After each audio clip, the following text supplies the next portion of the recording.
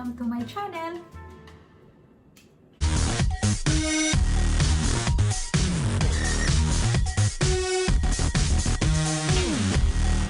So today I'm going to cook similar to this arroz negro, the typical Spanish cuisine.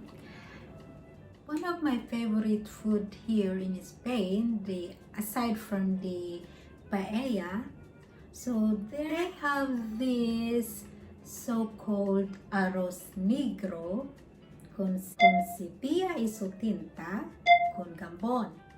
Hindi po ibig sabihin na arroz negro is negro talaga yung arroz na ginagamit, yung black rice.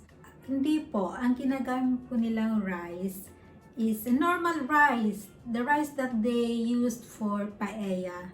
It's so-called only arroz negro. It's because yung caldo na nilagay sa rice ay mayroong tinta de sepia. Kanya, yung ingredients sa water na more with the mariscos, the shrimps, any kind of seafood that you want it to be in your caldo.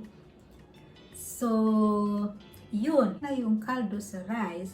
So, magiging black na ang color ng rice, diba? Yun na yun. But, in my version, I'm going to use the Italian black rice. Black talaga ang kulay niya. Use the chipiron rather than the sepia. The sepia is, you know, what does this mean? It's cuttlefish.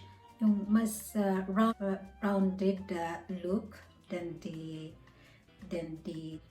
baby squids. So I got 5 pieces of baby squids, and then the king prawn, langostinos.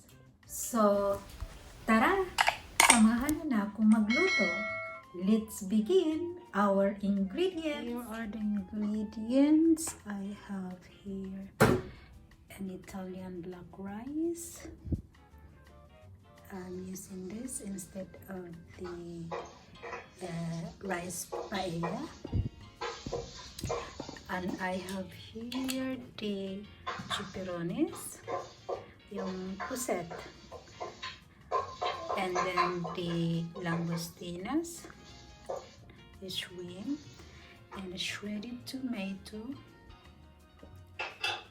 a bell pepper green, and onion, and some garlic.